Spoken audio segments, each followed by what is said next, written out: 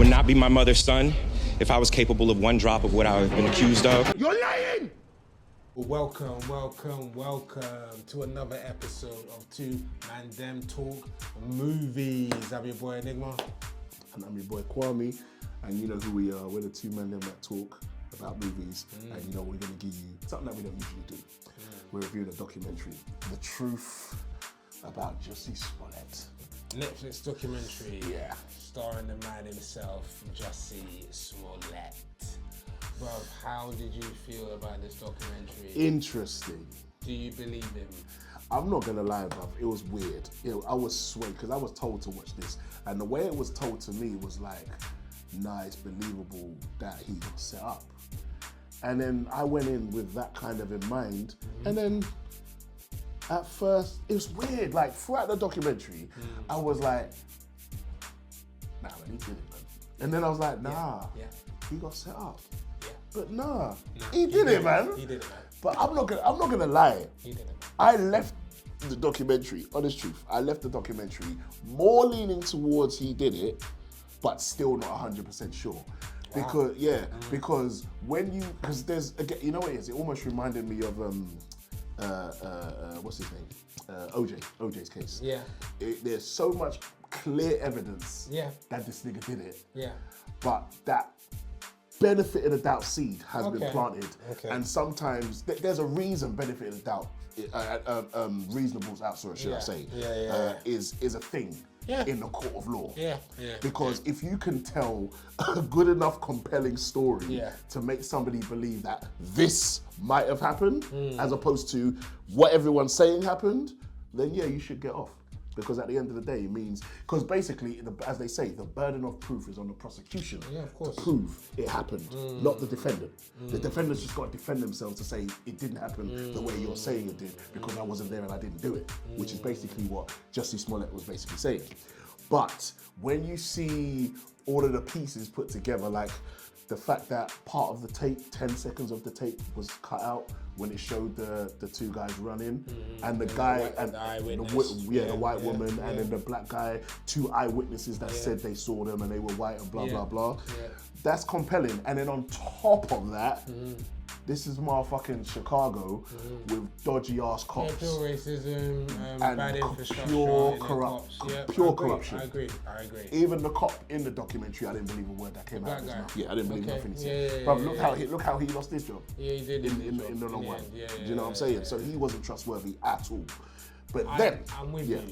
Okay, go on. I know. There was a lot of compelling evidence. Yeah, and let's be real. I'm not saying, look, I don't know, but the two Nigerian brothers, I don't believe a word that come out of their mouths. And I'm not even saying they're lying. I'm just saying they're not believable. The irony is, it was them that started to make me...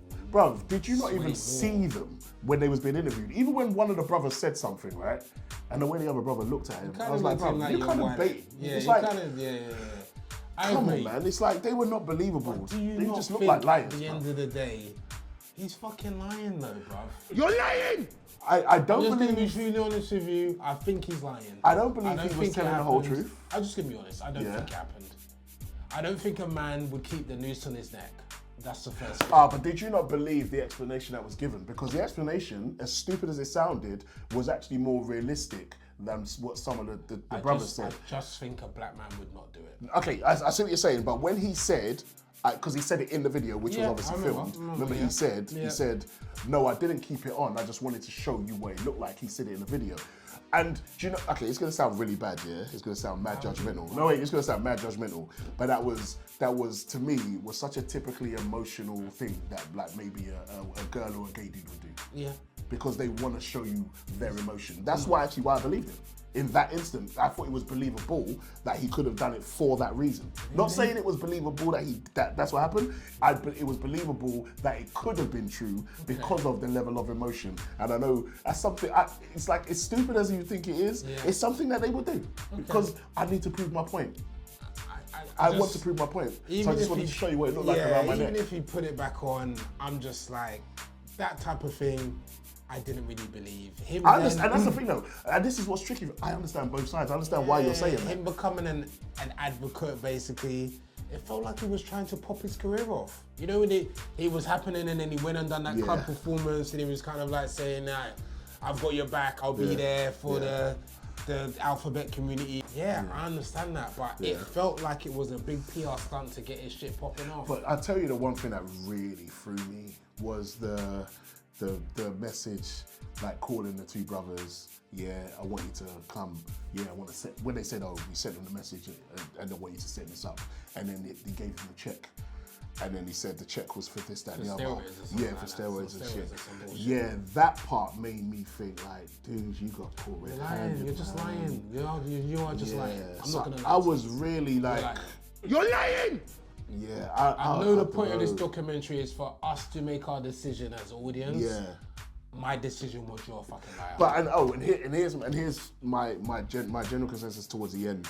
Was when I said I was still tossing it up between the two, was when it was all said and done, I looked at the documentary as a whole and thought, why is this documentary coming out now? And I was thinking, okay, so is this like a second attempt at trying to save his career again? Could be. So that's what also made me not believe him. So there's a lot going for me not believing him. I just had that little seed of doubt that he could be potentially telling the truth. But we're talking, it's a good 90-10 or 80-20 of me thinking he did it. He did it, yeah. So I definitely... Even when he talks though, bro. Yeah. I feel like he's putting on a show. Same. I feel like it's a performance. Feels like a performance. It feels like a performance. And if you did like, bro, I'm more than willing to accept what you said. But if it feels like you're always on. I don't know, the whole always acting thing is... Always performing, always thinking about how this is coming across. You're not natural in any way, shape or form. No. This, again, yes, it was very traumatic. If it did happen, I just don't think it did, bro. I don't believe a word of it. I'm going to be honest with you. Yeah. But you know, and also the other thing that was strongly going for why I think he could have been innocent or could have been set up was, you got to think, when the two brothers were arrested, how they didn't say nothing. And then next thing you know, the police bringing them in and they bring their lawyer in. And if you remember that one part where it seemed like, and it was on the video, in the interrogation room with them and their lawyer's explaining the stuff to them. And it seemed like they was brokering a deal to lie. They was coaching them. That was almost as clear as day, bro. Because all of a sudden now they're singing and they got this whole story. Because remember, one of the brothers, if they got caught with everything that was in their house, which they got caught with, he's supposed to go down. He didn't go down. So it was almost like, I remember what the cop says, it was like, we got too much politically going on in the city. We don't want to have another hate crime, you know. Especially like so this, the mayor and all this stuff are like, you know, you need to bury this or whatever. So we need to find another way to basically call this guy a liar. And they did, and they paid these guys off. These guys got famous from it. They fucking wrote a book about it, bro. About the experience. And even that to me was corny as fuck. To me, that was so American. It's corny. Capitalizing off bullshit. It's corny as hell. So that's what I'm saying. See, there's arguments for him to be actually telling the truth, even though there's so much going for him being the liar. I think the documentary's done a good job of presenting a potential reasonable he's telling the truth, and then also laying out why we think he's got caught red-handed. Offside question now, genuinely, do you think Jussie Smollett's career can ever recover from this? No. I think it's... Only because I don't think he knows what to do to get it back, because I think he plays on the gay card too much. Way too much. Because he actually at one point was actually a good actor and was actually a good artist. He's tarnished his name that unless they've probably said to him, you need to lay low for a good 5 to 7 years. Which he's clearly not doing with the documentary. And he's on some reality show as well in America right now. See, he's kind of... He's going into reality TV realm. That means it's because he must have realised I've got nothing left. I've got to pay the check. Pay the bills, bro. I've got to pay the bills. I haven't worked for a long time. Is he in that Kevin Spacey can't really touch you, Army Hammer can't really touch you space right now? I think he is. He is, but you know what's interesting? That's a good point, because I forgot about them too. Because now you said it. It's true, Kevin Spacey, like, it was so bad, I don't know if we're ever going to see him in a movie. Kevin will never... Kevin's been making movies, bruv, in Europe. What? Yeah, he's been making movies. Shit. You don't see that. So he literally is Roman Polanski. He literally is. He has And he's been trying quietly to make a comeback. This, that, and the other, doing the odd art house movie here, there, and ever. I didn't realise he was. Not going anywhere. Not going anywhere. Same with Army Hammer. He's been trying to do the odd thing here and there, not going anywhere. James Franco tried to do some indie art thing after he wild out and sexually abusing your students. Student or some shit, Yeah, man had an acting class. Yeah, come on, I'm gonna teach you how to act. Then I'm going to piece you. How about that? See the small print, trust me. You just didn't read it. You didn't read the contract, did you? You read the contract, didn't you? That's your fault, love. That's hilarious. That's your fault, very love. funny. Yeah. So there's certain mans, Yeah. it's just hard. And I just think with him, he already was in a weird place. Yeah.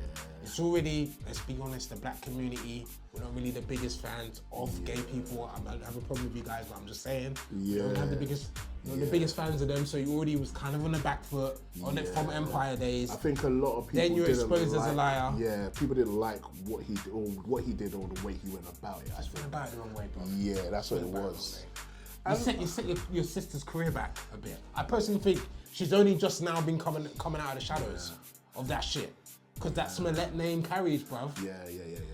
Someone see that on the cast, eesh, maybe not right now, girl. Maybe just put her to the back. Is that Jusse's sister? Like, Eesh. you know, she was more famous than him. She was out before him. Don't worry. She was there. Yeah, that's hilarious. She's only just coming back now. Yeah. No, I think you're right, you know. Yeah, I'm not sure if he can ever come back. It's a wrap. I think it's a wrap. Yeah. But in a weird way, his technically wasn't as bad as Armies or Spaceys. But I think he didn't abuse anyone. Like that. Yeah, he didn't abuse anyone. But I think they're going to treat him as such. No one got hurt. Nothing happened to anyone. Yeah. He didn't do anything other than to himself. Let's be real. But do you know what it was for me? I just felt like, I mean, I guess it's not for us to understand why he would do this to himself. Like, to get beat up and then say they're white dudes and then at the same time, you got these two black guys.